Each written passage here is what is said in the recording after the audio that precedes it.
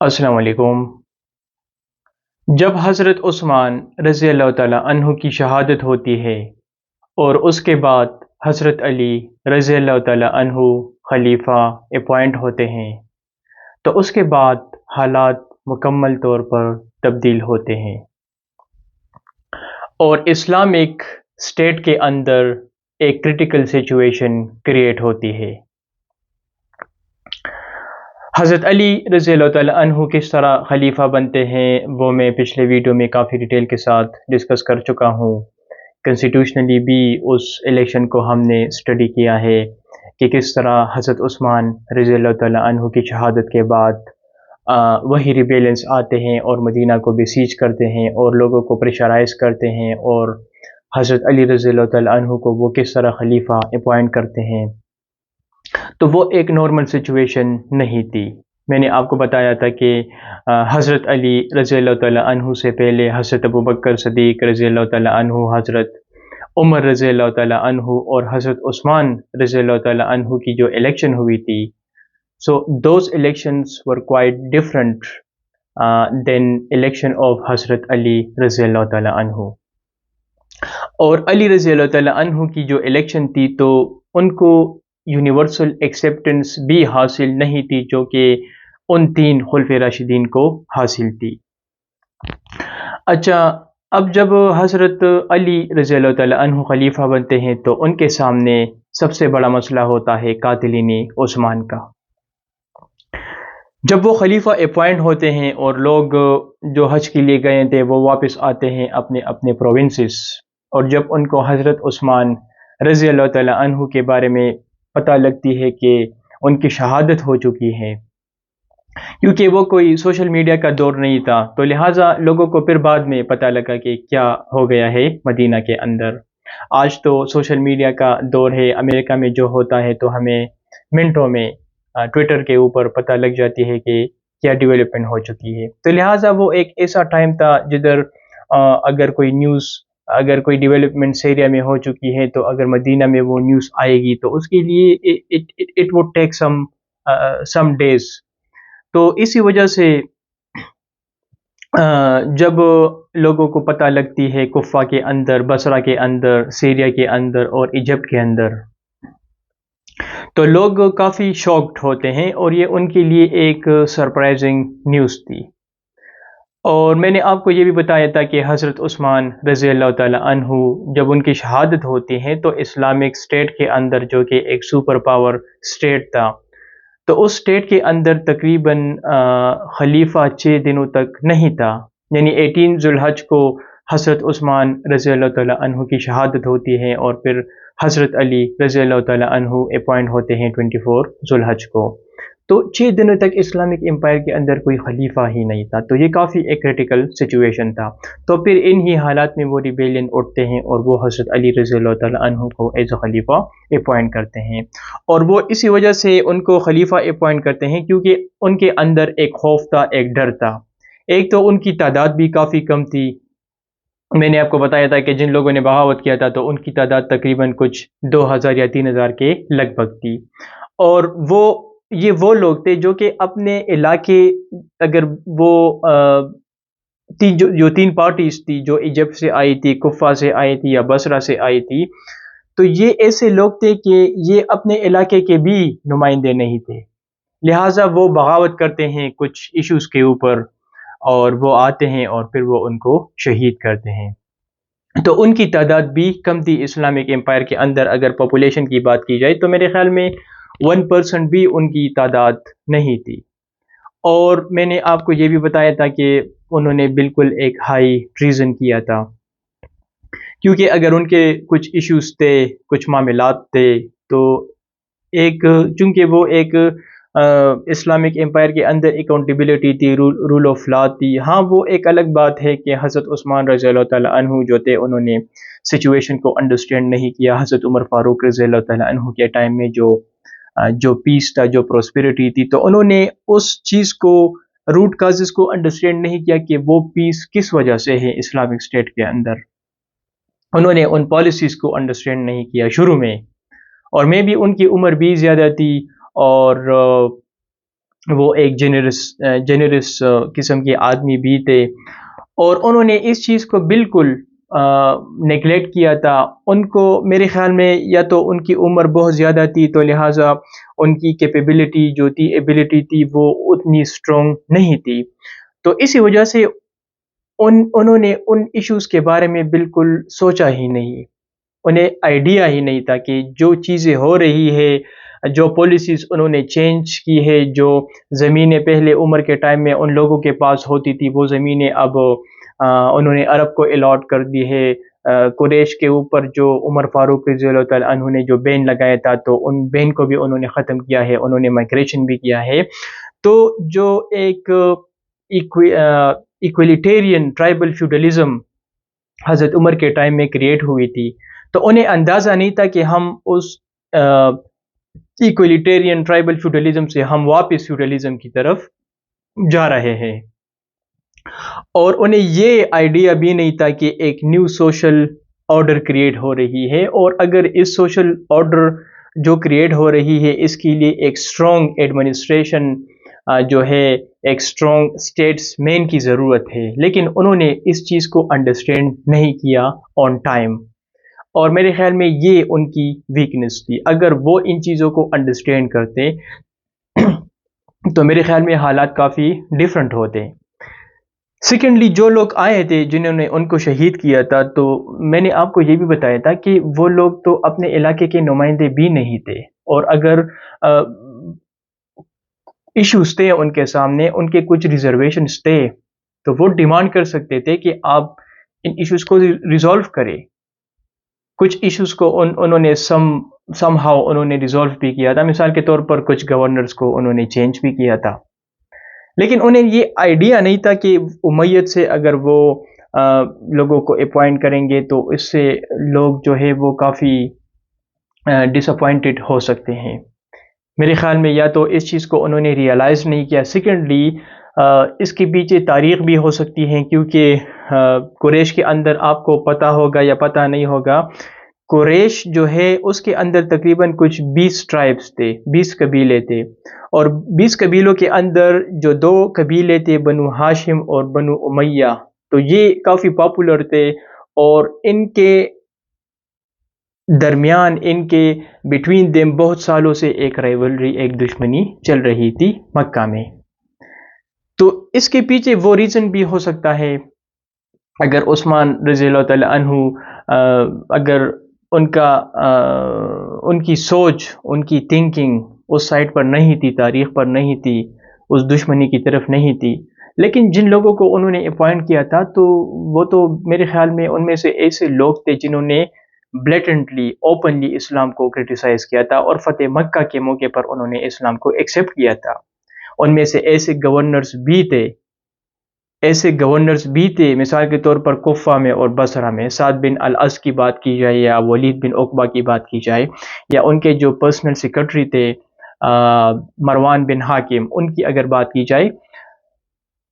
تو یہ ایسے لوگ تھے کہ ان کے جو والد تھے، ان کے جو فادر تھے، انہوں نے بلیٹنٹلی حضور صلی اللہ علیہ وآلہ وسلم کو اپوز کیا تھا، اور ان کے پیرنٹس کی ڈیتھ ہوئی تھی غزوہ بدر میں. حضور صلی اللہ علیہ وآلہ وسلم نے ان کو ایگزیکیوٹ کیا تھا، آرڈر دیا تھا کہ ان کو ایگزیکیوٹ کرے. اتنے ایک اپوننٹ تھے، اسٹرانگ اپوننٹ تھے اسلام کے. تو میرے خیال میں حضرت عثمان رضی اللہ تعالیٰ عنہ کو اس بات کی کوئی وہ نہیں تھی، سمجھ میرے خیال میں پوری طرح نہیں تھی کہ جو بھی ہو رہا ہے، تو جو حالات کریٹ ہو رہے ہیں، تو ان کے پیچھے ریزنز کیا تھے. مے بی ان کے انٹینشنز ٹھیک تھے، لیکن انہوں نے سچویشن کو صحیح طریقے سے انڈرسٹینڈ نہیں کیا. اچھا، تو جب حضرت علی رضی اللہ تعالیٰ عنہ خلیفہ بنتے ہیں تو ان کے سامنے بہت سارے ایشوز ہوتے ہیں، لیکن سب سے جو بڑا مسئلہ تھا وہ ان کے سامنے تھا قاتلین عثمان کا. لوگ آواز اٹھاتے ہیں کہ حضرت علی رضی اللہ تعالیٰ عنہ سے وہ ڈیمانڈ کرتے ہیں کہ سب سے پہلے آپ نے حضرت عثمان رضی اللہ تعالیٰ عنہ کے قتل میں جو لوگ انوالو تھے، تو سب سے پہلے آپ نے ان لوگوں کو اریسٹ کرنا ہے، ان کو آپ نے ایگزیکیوٹ کرنا ہے، اس کے بعد پھر باقی چیزیں ہوں گی. اب حالات کچھ ڈفرینٹ تھے، ریبیلنس کی تعداد بہت زیادہ تھی، ایکچوئل ریبیلنس کے بارے میں پتہ نہیں تھا کہ کون آیا تھا کون گھر کے اندر، کیونکہ اگر ریبیلنس بھی آئے تھے تو ریبیلنس کے اندر بھی آپ سارے لوگوں کو ایگزیکیوٹ تو نہیں کر سکتے تھے. جو لوگ گھر کے اندر گئے تھے 8 لوگ تھے یا 10 لوگ تھے،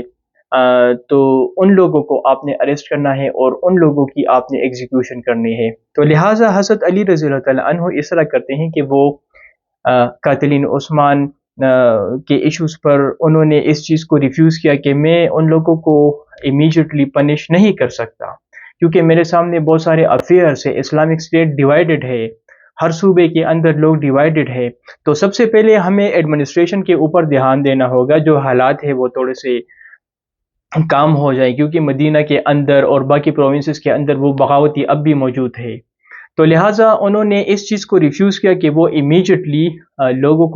لوگوں کو جو ان کے قتل میں ملوث تھے، ان کے شہادت میں ملوث تھے، تو ان لوگوں کو وہ امیجیٹلی پنش نہیں کر سکتا. سب سے پہلے ان کے سامنے کچھ اور افیئرس ہے، کچھ اور چیزیں ان کو انہوں نے ہینڈل کرنا ہے، اس کے بعد پھر ہم ساری چیزوں کو دیکھیں گے. اب جو لوگ ڈیمانڈ کر رہے تھے تو وہ اس کے لیے راضی نہیں تھے، وہ ان سے ڈیمانڈ کر رہے تھے کہ سب سے پہلے آپ نے جو ہے وہ ان کے قاتلوں کو پنش کرنا ہے. اچھا، جب حضرت عثمان رضی اللہ تعالیٰ عنہ کی شہادت ہوتی ہے تو جب لوگ ان کو شہادت کرتے ہیں تو بنو امیہ کے کچھ لوگ اس طرح کرتے ہیں کہ حضرت عثمان رضی اللہ تعالیٰ عنہ کا جو ان کی جو قمیص تھی، جو شرٹ تھی جس پر خون تھا، تو وہ اس کو بھی اٹھاتے ہیں، اور اس کے ساتھ جو حضرت عثمان رضی اللہ تعالیٰ عنہ کی جو بیوی تھی حضرت نائلہ، تو ان کے ہاتھ پر بھی ان بغاوتیوں نے تلوار سے وار کیا تھا اور ان کی انگلیوں کو بھی انہوں نے کاٹا تھا.